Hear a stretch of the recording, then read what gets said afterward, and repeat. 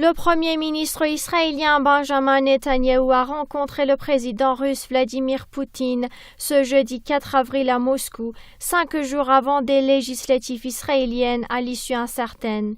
C'est la deuxième fois en un peu plus d'un mois que Netanyahou a rencontré visiblement à sa demande le chef du Kremlin.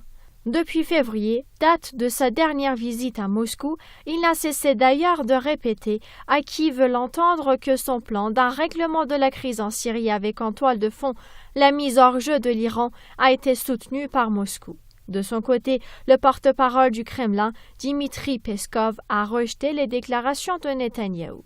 Comment analysez-vous les tentatives de Netanyahou de détériorer les relations de l'Iran et de la Russie? Se sent-il en danger? Alors, il y a un élément qui est très important, c'est que cette visite a eu lieu à un moment assez important et crucial quand M. Benjamin Netanyahou a été poursuivi et puis il allait être en fait mis en examen, une sorte de mise en examen par la justice israélienne. Oui. Donc il s'est rendu à Moscou, en Russie, pour rencontrer le président Poutine à sa propre demande, pour essayer d'attirer plus l'attention de l'opinion publique interne israélienne sur un effort qu'il est en train de faire auprès de Poutine pour, comme vous l'avez dit, neutraliser le rôle de l'Iran dans la région, mais surtout donc démontrer à cette opinion publique israélienne qu'il a en fait ses contacts internationaux en sachant très bien que la Russie est aujourd'hui un acteur principal dans le règlement de la situation au Proche et au Moyen-Orient. Et tout le monde le sait que la Russie a joué un rôle dans la stabilisation donc, de l'État syrien, et la Russie a également son mot à dire dans le nouveau monde libre qu'elle dirige de facto à partir donc, de Moscou. Et deuxièmement, sur la scène internationale, M.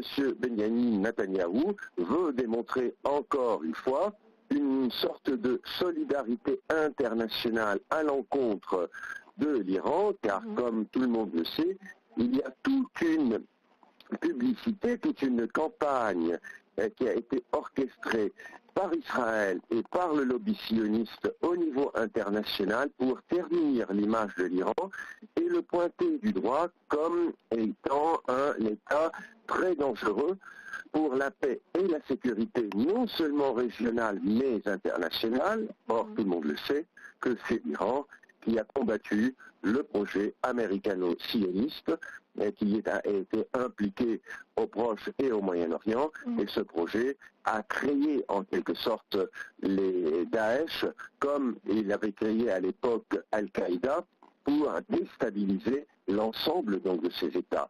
Et nous avons vu que le président actuel, Donald Trump, avait lui-même accusé son propre pays lors de sa campagne électorale qu'il était lui-même responsable de la création et de l'émergence de Daesh, comme d'ailleurs Madame Hillary Clinton, dans son livre My Harder Choices, avait reconnu le rôle des États-Unis dans la création et l'émergence de l'État islamique. Et tout le monde le sait aussi, d'ailleurs, que Israël était là pour aider également ces groupes islamistes, en particulier le Front al-Nusra en Syrie. Et c'était l'ancien secrétaire général des Nations Unies, M. Ban Ki-moon, qui l'avait dénoncé. On sait très bien cette relation détériorée qui a commencé à avoir lieu entre Benjamin Netanyahou et l'ancien secrétaire général des Nations Unies à ce propos. Donc aujourd'hui, M. Benjamin Netanyahou est en train d'utiliser tous ces efforts médiatiques et autres pour essayer de discréditer l'Iran et de créer une sorte de zizanie entre l'Iran et la Russie. Or, ce que M. Peskov a fait, il a totalement démenti la réalité. Il ne veut pas que le Premier ministre israélien puisse exploiter sa visite à sa propre initiative pour faire des déclarations qui sont en sa propre faveur pour, d'une part, attirer l'opinion publique interne israélienne et essayer en fait d'évacuer la pression qu'il va avoir de la part donc des médias à l'issue de sa mise en examen et les poursuites judiciaires dont il fait l'objet, et d'autre part sur le plan international pour montrer qu'il y a une solidarité internationale contre l'Iran et démontrer de ce fait-là que l'Iran constitue un danger pour la paix et la sécurité mondiale.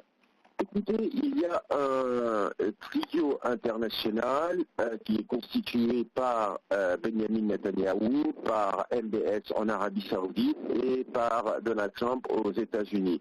Et ce trio a démontré quand même un fiasco total et un affaiblissement du rôle de ces trois dirigeants sur la scène politique internationale et en particulier au Proche et au Moyen-Orient.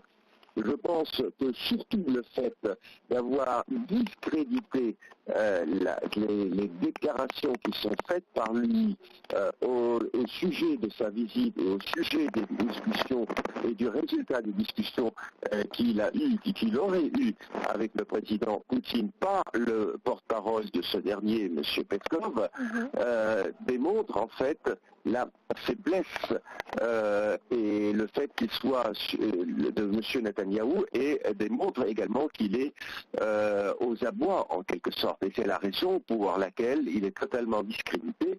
Et puis ses efforts ne porteront pas de fruits au niveau international parce que la situation aujourd'hui ne dépend plus ni des États-Unis, ni de leur allié traditionnel Israël, mais ça dépend d'autres acteurs qui sont sur le terrain, en particulier et surtout donc Moscou, qui a aidé au regain de la stabilité de la région à partir de sa victoire en Syrie en amenant l'État syrien à retrouver son indépendance et sa souveraineté, et grâce aux autres acteurs qui sont les alliés de Moscou, à savoir l'Iran, à savoir la Chine et les autres pays qui sont dans la mouvance en fait de la Russie, qui est de facto à la tête du nouveau monde libre qui est là pour respecter le droit international, l'équité et surtout